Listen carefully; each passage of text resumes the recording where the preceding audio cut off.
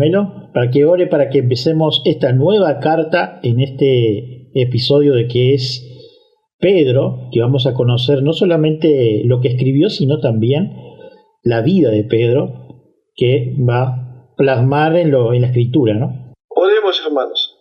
Padre Santo, gracias. Gracias una vez más, Señor, por estar reunidos en tu santo nombre junto a los amados hermanos para aprender más y más de tu bendita palabra. Ministranos, Señor, a través de tu Santo Espíritu.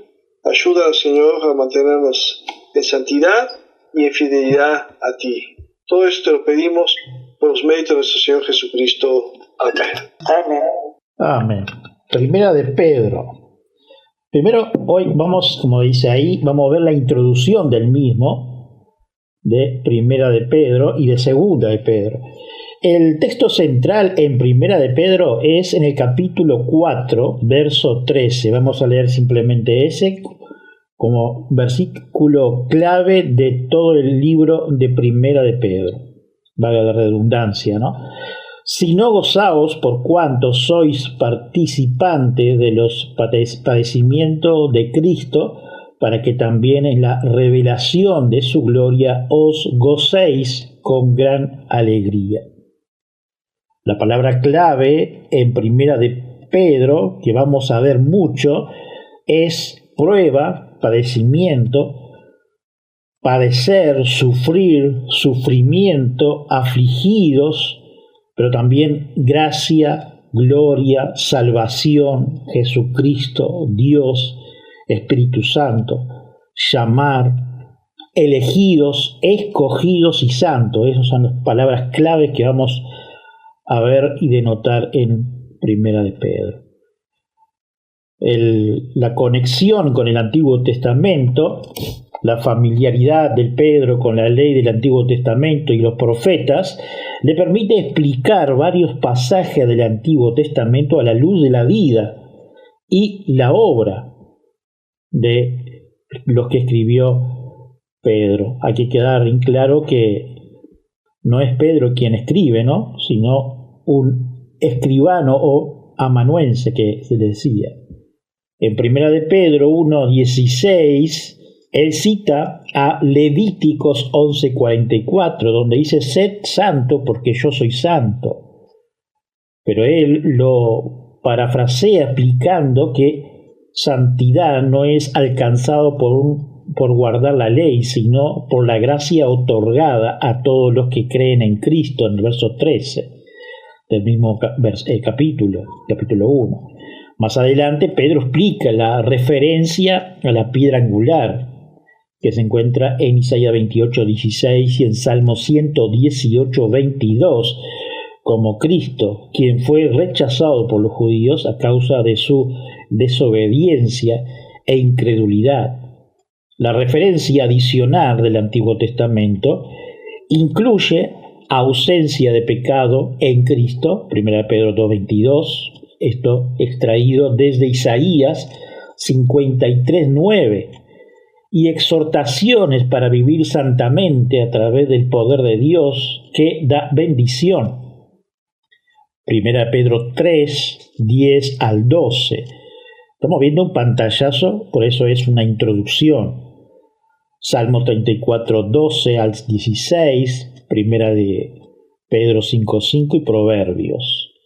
El tema central de este libro de Primera de Pedro, y disculpen la renombranza, ¿no? La nueva identidad del creyente. La meta de Pedro, del apóstol, era motivar a los cristianos a soportar las persecuciones debido a la gran misericordia de Dios. Capítulo 1, verso 3. Los creyentes han recibido una nueva vida. Capítulo 1, verso 3. Una esperanza. Capítulo 1, verso 13, verso 21, capítulo 13 y versículo 15. Y una herencia indescriptible. Primer capítulo y verso 4. Ellos son ahora el pueblo de Dios. Capítulo 2 y verso 10. Como tal, deben regocijarse y animarse en medio de los sufrimientos. El sufrimiento en el cristianismo, aunque los creyentes deben experimentar diversas pruebas, deben permanecer firmes en la fe. Versículo 8 del capítulo 5. El sufrimiento, nos dice el apóstol Pedro, actúa como un fuego purificador que prueba la autenticidad de la fe. Versículo 7 del capítulo 1. También les proporciona a los cristianos la oportunidad de dar testimonio de su esperanza.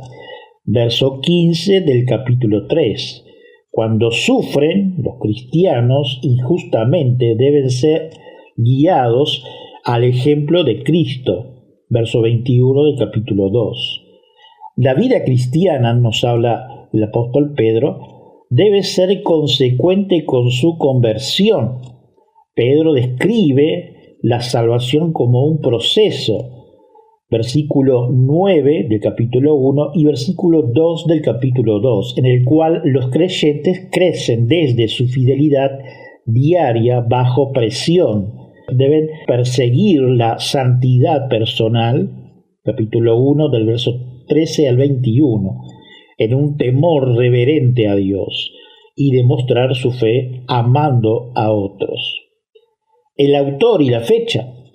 El versículo de apertura de la epístola dice que fue escrito por Pedro, quien claramente fue el líder entre los apóstoles de Cristo.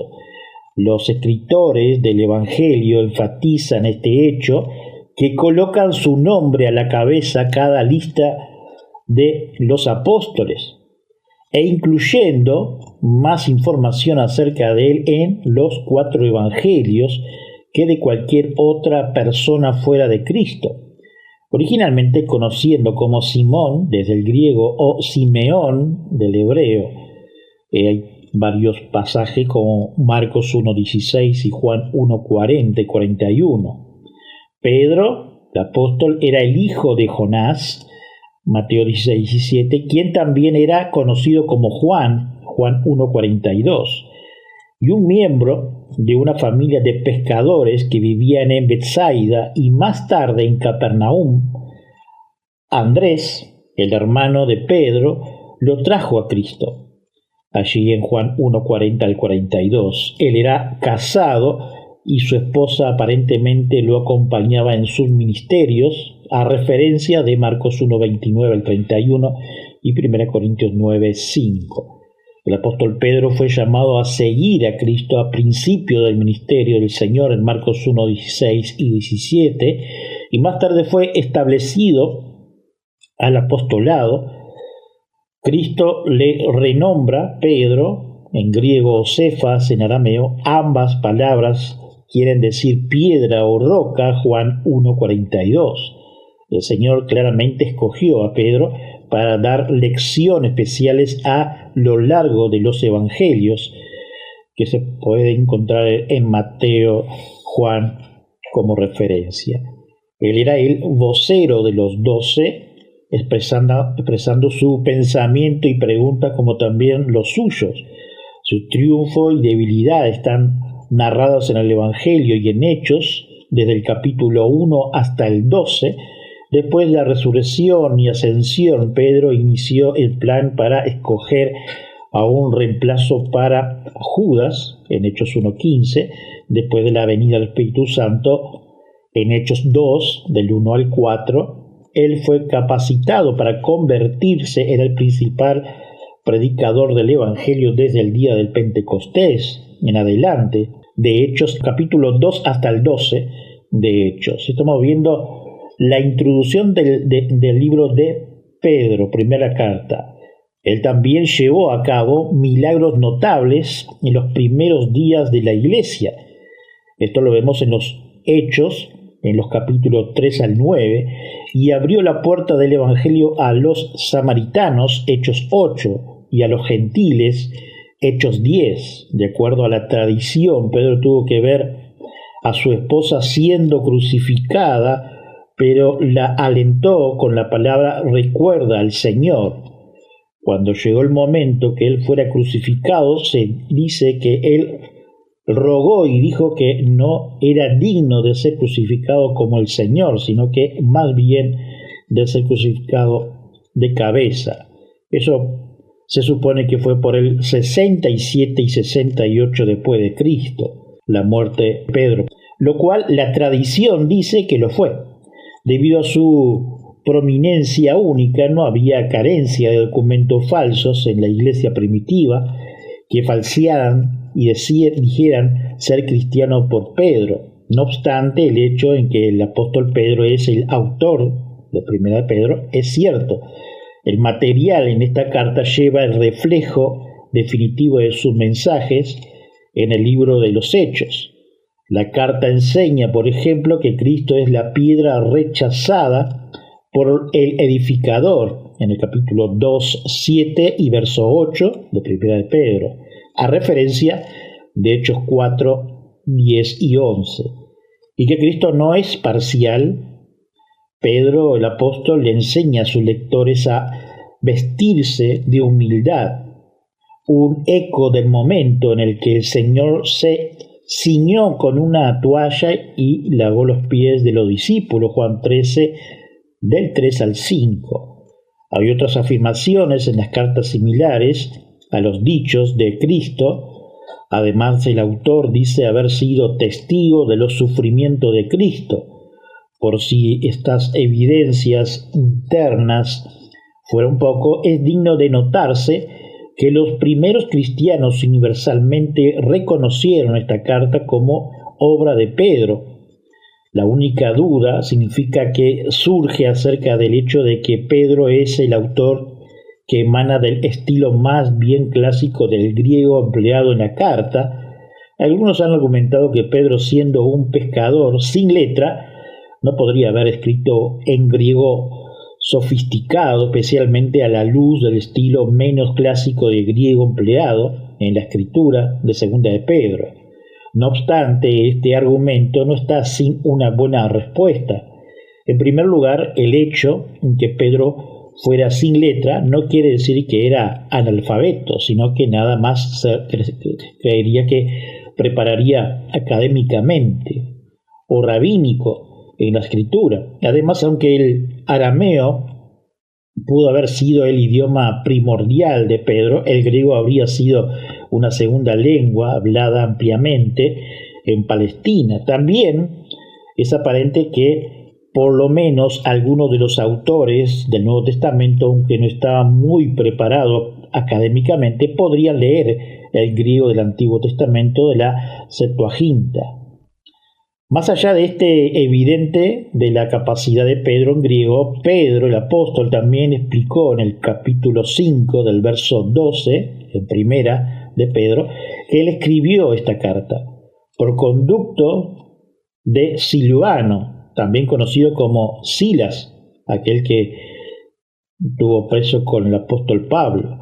Es probable que Silvano haya sido el mensajero designado para llevar la carta a sus lectores originales, pero más se encuentra implícito por esta afirmación en que el apóstol Pedro está reconociendo que Silvano sirvió como su secretario o amanuense. El dictó era como un de los mundos romanos antiguos, Pablo y Tercio, en Romanos 16:22 como ejemplo, y los secretarios frecuentemente podrían ayudar con la sintaxis y la gramática. Entonces Pedro el apóstol, bajo la supervisión del Espíritu Santo de Dios, dictó las cartas a Silvano, mientras que Silvano, quien también era un profeta, esto es como referencia de Hechos 15:32. Pudo haber ayudado en algo de la composición del griego más clásico. Lo más probable es que Primera de Pedro fue escrita poco antes o poco después de Julio, en el 64 después de Cristo, cuando la ciudad de Roma ardía. De esta manera, una fecha de escritura del 64 y 65 después de Cristo. El contexto histórico de Primera de Pedro. Cuando la ciudad de Roma ardía, los romanos creyeron que su emperador Nerón había prendido fuego a la ciudad, probablemente por su increíble deseo perverso por construir, para poder construir más. Él tenía que destruir lo que ya existía. Los romanos estaban totalmente devastados. Su cultura, en un sentido, desaparecía con la ciudad.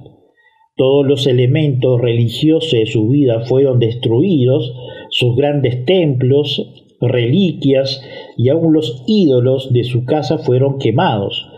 Esto tuvo grandes implicaciones religiosas porque los hacía creer que sus deidades habían sido incapaces de lidiar con esta confrontación y también no podían cuidarlos por esta víctima de llamas que hubo en Roma. Las personas estaban sin casa y sin esperanza.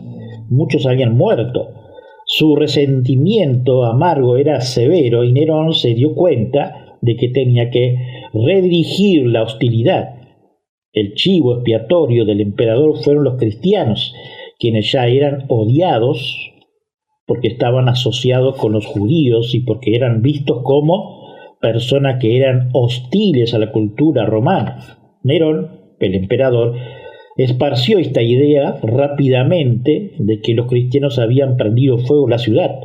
Como resultado, una intensa persecución en contra de los cristianos comenzó y pronto se esparció a lo largo del Imperio Romano, tocando lugares del norte, las montañas de Tauro, tales como Ponto, Galacia, Capadocia, Asia y Bitinia, como dice en el versículo 1 del capítulo 1 de Primera de Pedro, y impactando a los cristianos a quienes Pedro llama peregrinos.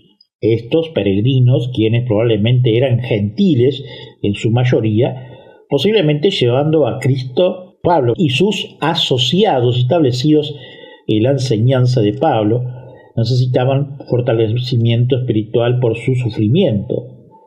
De esta manera el apóstol Pedro, bajo el Espíritu Santo inspirado, escribió esta epístola para fortalecimiento del mismo. Pedro el apóstol escribió que él estaba en Babilonia cuando escribió la carta 5:13. Tres lugares se han sugerido para esta Babilonia. En primer lugar, una guardia romana en la parte norte de Egipto se llamaba Babilonia, pero ese lugar era demasiado oscuro y no hay razones para pensar que Pedro llegue a estar allí. En segundo lugar, Babilonia antigua en Mesopotamia era una posible, pero sería muy poco probable que Pedro, Marcos y Silvano estuvieran en ese lugar, que más bien era pequeño y distante al mismo tiempo. En tercer lugar, Babilonia es una alias para Roma, quizás una palabra código para Roma en tiempos de persecución. Los cristianos eran más cuidadosos de las normas para no poner en peligro a los cristianos al identificarlo en qué lugar estaban. De acuerdo a algunas tradiciones, el apóstol Pedro siguió a Santiago y a Pablo y murió como mártir cerca de Roma alrededor de 2 años después de que escribiera esta carta, y así podemos ver que él había escrito esta epístola cerca del fin de su vida, probablemente mientras se estaba quedando en la ciudad imperial.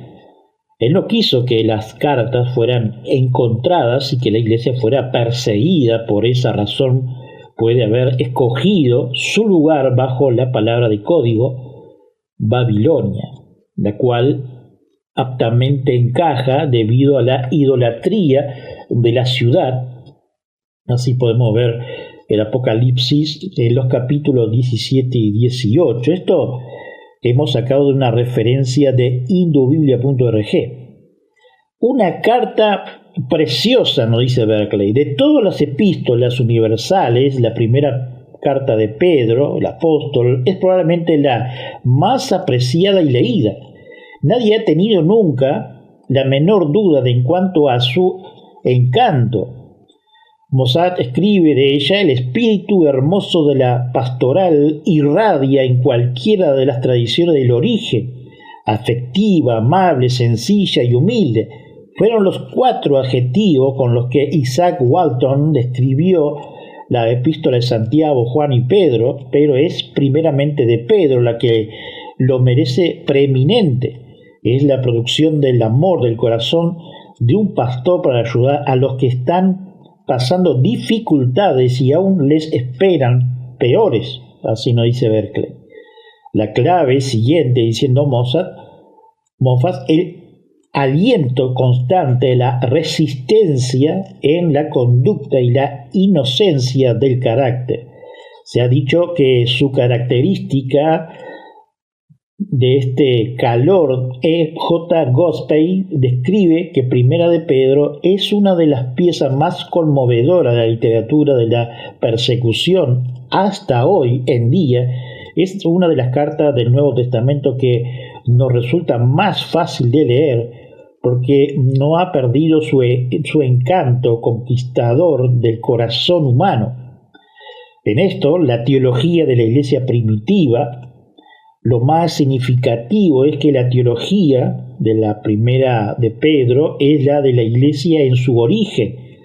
Selwyn ha hecho un estudio detallado de este punto y ha demostrado incuestionables que las ideas teológicas de Primera de Pedro son exactamente las mismas que las que nos encontramos en los sermones de Pedro en los primeros capítulos de Hechos.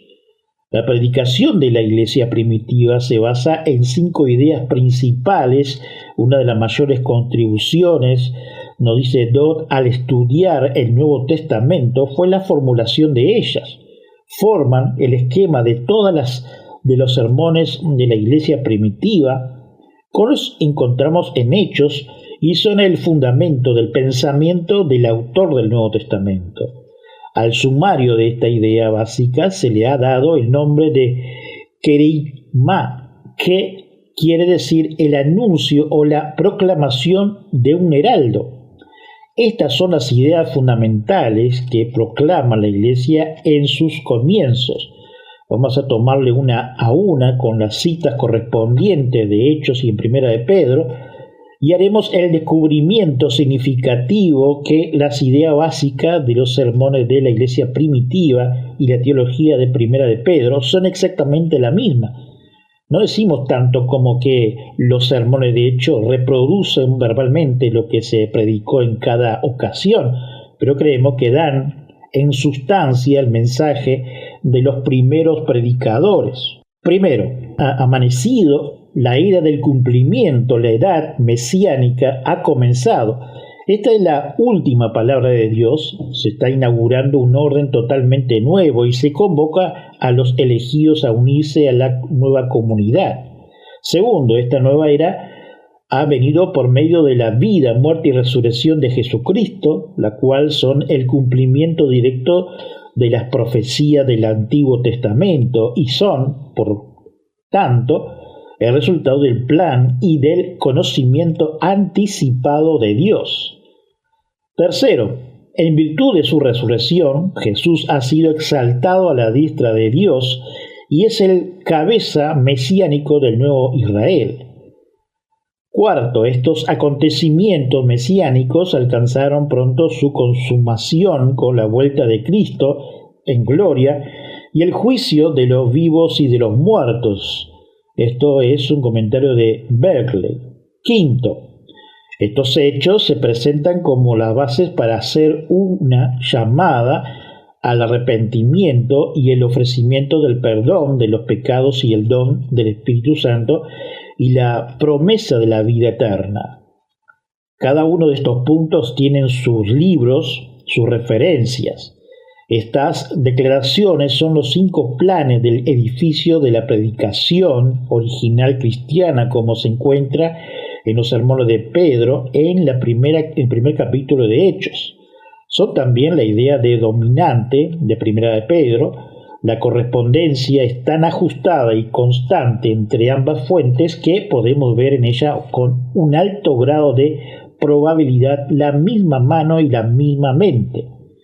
La cita de los padres de la Iglesia, referente a Primera de Pedro, es temprana. Desde muy principio, los padres y predicadores de la Iglesia primitiva empezaron a citarla. El libro de Primera de Pedro, que la citó por nombre fue Irineo, que vivió en el 130 después de Cristo hasta bien entrado en el siglo siguiente. Cita 2 veces 1 Pedro 1:8: si haberle visto le amáis, aunque ahora no le veáis, creéis en él y os regocijáis con una alegría indescriptible y gloriosa. Cita una vez 1 Pedro 2:16, con el mandamiento de no usar la libertad como trapadera para malicia, pero aún antes los padres de la Iglesia ya citaban 1 de Pedro, aunque sin cita su fuente, Clemente de Roma, que escribió hacia el año 95 después de Cristo, habla de la sangre preciosa de Cristo, una frase entonces poco corriente que probablemente procedía de la afirmación de Pedro que somos redimidos por la sangre preciosa de Cristo, 1 Pedro 1:19. Policarpo, que dio su vida como mártir en el año 155 después de Cristo, cita continuamente a Pedro sin usar su nombre. Podemos seleccionar 3 pasajes suyos para mostrarla literalmente cómo empleaba la palabra de 1 de Pedro. Por tanto, ceñid los lomos de vuestro entendimiento, sed sobrio y esperad por completo en la gracia que se os traerá cuando Jesucristo sea manifiesto. Esto es el capítulo 13 de 1 de Pedro 1, y en el versículo 21, y mediante el cual creéis en Dios, quien le resucitó de los muertos y le ha dado gloria, para que vuestra fe y esperanza sea en Dios. Esto por parte de Policarpio. Por tanto, si hay alguna consolación en Cristo, si algún consuelo de amor, si alguna comunión del Espíritu, si algún afecto entrañable, si alguna misericordia, esto nombrando a Filipenses 2:1, el cual no hizo pecado ni se halló engaño en su boca, 1 de Pedro 2:22, manteniendo buena vuestra manera de vivir entre los gentiles, para que en lo que murmuran de vosotros como de malhechores, glorifiquen a Dios en el día de la visitación, al considerar vuestra buena obra, 1 Pedro 2:12. No cabe duda que Policarpo estaba citando 1 de Pedro, aunque no da la referencia. Requiere un cierto tiempo el que un libro adquiera tal autoridad que se puede citar casi inconscientemente, entretejiendo su lenguaje en la iglesia. De nuevo vemos a 1 de Pedro, que tiene haber sido un escrito muy temprano. La excelencia del griego. Sin embargo, dice Berkeley, si defendemos la autoría de esta carta, hay un problema con el que no tenemos que enfrentar: el griego excelente en que está escrito. Parece imposible que sea la obra de un pescador gentil. Los investigadores del Nuevo Testamento son unánimes en su apreciación del griego de esta carta. Viar escribe: la epístola es claramente la obra de un hombre de letras, hábil en el manejo de los recursos de la retórica y en el de un vocabulario excesivo y aún literario. Es un estilo de capacidad nada orientado, escribe algo del mejor griego de todo el Nuevo Testamento, mucho más suave y literario que el del letrado Pablo. Moffat se refiere a un lenguaje práctico y el gusto por la metáfora de esta carta. Mayor dice que 1 de Pedro no tiene igual en el Nuevo Testamento por la calidad sostenible de su ritmo. Vic ha comprendido que algunas de las frases de 1 de Pedro con los que escribió Tucídides. C. Lewis habla de la ternura de Eurípides y de la habilidad estilística de Acuña en la palabra compuesta de 1 de Pedro. El autor de 1 de Pedro no es indigno de figura entre los maestros de esa lengua. Es difícil, si no imposible, imaginar que a Pedro el apóstol escribiera así en griego. La misma carta ofrece una solución a este problema En la breve sección final, Pedro mismo dice por conducto de Silvano, o se refiere al escritor en 1 de Pedro 5:12. Por conducto de Silvano, diasilium es una frase extraña. El original quiere decir que Silvano fue el agente de Pedro, el apóstol, en la confección de la carta, que fue más que el taglífago de Pedro, que vemos acerca de esto lo que ha escrito en 2 ocasiones. Primero, vemos lo que sabemos de Silvano. La evidencia es exponer más detalles en el comienzo de 1 de Pedro 5:12. Muy probablemente se trata de la misma persona que Silvano que aparece en la carta del apóstol Pablo, que es Sila de los Hechos, ya que Sila es una forma abreviada cuando examinan los pasajes que hemos mencionado. La iglesia original era profeta, como hemos dicho antes.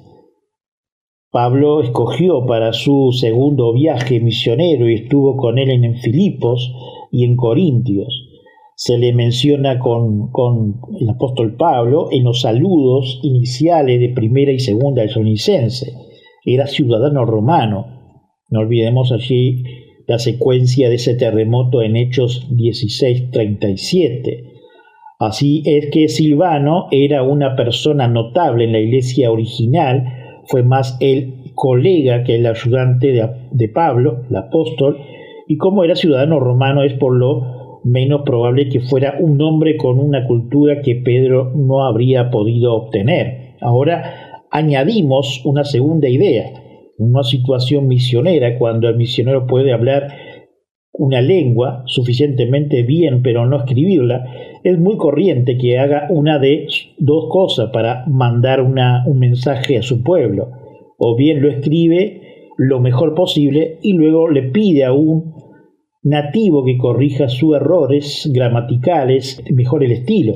O si tiene un colega nativo de su absoluta confianza, le dice lo que quiere decir y le deja que ponga el mensaje en forma escrita y firma el resultado. Podemos imaginar fácilmente que eso fue lo que aportó Silvano a la edición de 1 de Pedro. O bien corrigió y embelleció el griego necesariamente inadecuado del apóstol Pedro, o escribió él mismo con sus propias palabras y estilo que Pedro quería decir, a lo que el apóstol Pedro daría visto bueno final y añadiera el último párrafo personal. Los pensamientos son los del apóstol Pedro, pero el estilo es del Silvano, así que aunque el griego esté tan excelente, no es necesario negar que la carta viene del mismo apóstol Pedro, nos dice Berkeley en su comentario. Los destinatarios de esta carta, ¿para quiénes son?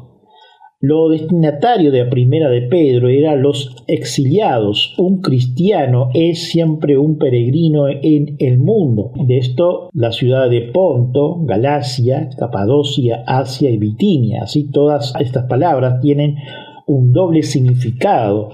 Representaba reinos antiguos y también a provincias romanas las que se les habían dado el nombre antiguo, y ambos comunidades no siempre cubrían el mismo territorio. Ponto no fue nunca una provincia, había sido originalmente el reino de Mitrade, parte del cual se incorporó a Bitinia y parte de Galacia. Esta había sido originalmente el reino de los galos en el área de las 3 ciudades de Ancira, Pesino y Tabio, pero los romanos lo habían convertido en una zona administrativa mucho más amplia, que incluía secciones de Frigia, Pisidia, Licaonia y Sauria. El reino de Capadocia se había convertido en provincia romana en el año 17 después de Cristo. Así, con sus límites originales, Asia no era lo que entendemos ahora por ese nombre. Había sido un reino independiente cuyo último rey, Atalo III, se lo había regalado a Roma en el año 133 a.C. Abarcaba el centro de Asia Menor y limitaba al norte con Bitinia, al sur con Licia y al este con Frigia y Galacia. El lenguaje popular era la parte de Asia Menor que se extendía por las costas del mar Egeo. No sabemos por qué se escogieron estos distintos en particular, pero una cosa cierta, abarcaba un área extensa con una población muy numerosa, y el hecho es que se le cita junto es una de las pruebas supremas de la invención activa misionera de la iglesia original, aparte, por supuesto, de la actividad misionera del apóstol Pablo. Todo este distrito se encuentra en el extremo nororiental de Asia Menor, porque se nombra justo y precisamente en este orden, no lo sabemos. Pero una ojeada al mapa nos muestra que si el portador de esta carta, que puede haber sido el mismo Silvano, navega desde Italia y desembarca en Sinope, al norte de Asia Menor, el viaje alrededor de estas provincias seguiría una ruta circular para terminar otra vez en Sinope, en Bitinia. Desde la iría hacia el sur a Galacia, luego más al sur Capadocia, al oeste Asia, norte otra vez Bitinia, y al este luego para regresar a Sinope. Está claro por la misma carta que los destinatarios eran primeramente gentiles. No se menciona ninguna cuestión de la ley, de lo que siempre surgieron cuando había un trasfondo judío. La condición previa de aquellos cristianos habían sido de pasiones carnales, lo que corresponde más bien a paganos que judíos. Antes no había sido pueblo gentiles fuera del pacto, pero ahora eran el pueblo de Dios. Capítulo 2, desde el verso 9 al 10 de Primera de Pedro. La forma de su nombre que usa Pedro, el apóstol, también es señalado de que se suponía que los lectores de su carta serían gentiles porque usa el nombre de Pedro, que era su nombre griego. Pablo le llama Cefas o Gefas, 1 Corintios 1:12 y 1 Corintios 3:22, y otros como referente. Entre sus compatriotas judíos se le conocía como Simón o Simeón, Hechos 15:14. Son referencias, hermanos, para que tengamos en cuenta de lo que podemos tocar en la carta de Primera de Pedro, que es el nombre que se usa en Segunda de Pedro 1:1. Puesto que usa aquí su nombre griego, parece lógico deducir que estaba escribiendo a los de la cultura griega. La carta de un apóstol. Ya hemos expuesto extensamente los dos puntos de vista acerca del origen, fecha y autoría de Primera de Pedro. Es impresionante el ingenio de la teoría que propuso Stenter o de los que seguramente una fecha posterior con razonamiento digno de considerar. Por nuestra parte, sin embargo, no vemos razones para dudar de que la carta sea obra del mismo Pedro, el apóstol, que la escribió no mucho después del gran fuego de Roma y la primera persecución de los cristianos para animar a los de Asia Menor a mantenerse firme cuando les alcance la ola de la persecución que trataría de anegarlos y de deshacer su fe. Así nos dice Berkeley. Y hay toda una cronología, ¿no?, dentro de la carta. En primer lugar, vamos a ver desde el 1 al 10 una esperanza viva. Desde el capítulo 1, desde el 13 hasta el capítulo 2 y verso 9, vamos a ver obediencia en verdad. Estos dos, una esperanza viva, y obediencia en verdad son doctrinas. Y desde el capítulo 2, verso 11 hasta el capítulo 3 y verso 7, veremos someteos. Y luego, desde el capítulo 3 y 8, verso 8, hasta el capítulo 4, verso 12, vemos la disposición de todos. Y desde el 5 al final, apacentad y saludos. Esto viene a ser una práctica de la iglesia, según dicen los comentaristas, y hemos llegado al final de lo que es la introducción de la misma. Hermanos, oremos. Señor, te damos gracias por comprender un poco más de lo que tú nos vas a guiar por medio de tu Espíritu Santo, de lo que es la primera carta del apóstol Pedro. Gracias, Señor, porque hemos visto un pantallazo de todo el libro. Quizás hemos entendido que nos pasearon con la vista la Biblia, pero solamente es una introducción para saber el contenido de lo que vamos a tratar. Oh Señor, gracias porque tenemos todos materiales propios para que podamos aprender más de eso lo que tú tienes para nuestra vida y crecer juntamente con nuestros hermanos presentes y de aquellos que no han podido estar. Señor, te pedimos que tú estés supliendo la necesidad de cada uno de ellos, de cada uno de nosotros. También por las reuniones allí futuras de este sábado y domingo, allí en Rivera, Señor. Y también te pedimos por nuestras evangelizaciones aquí en Montevideo, Señor, que sea fructífera y dentro de tu voluntad y soberanía, no dentro de nuestras cuestiones humanas y pecaminosas, Señor, y naturales, como siempre digo. Señor, gracias, Señor, porque tu misericordia se renueva cada día y gracias porque nos limpias por medio de tu Espíritu Santo, Señor. Ahora, Señor, te pedimos por la Iglesia de Sana Doctrina en Uruguay, pero también por la Iglesia perseguida y desplazada en el mundo, que sea supliendo, Señor, cada una de ellas tantas necesidades, Señor, y dificultades que tienen. Oh, Señor, bendice nuestro gobierno aquí en Uruguay, Señor. Gracias, porque tu palabra, Señor, es viva y eficaz en nuestra vida. Gracias, Señor amado. Amén. Saludos, hermanos.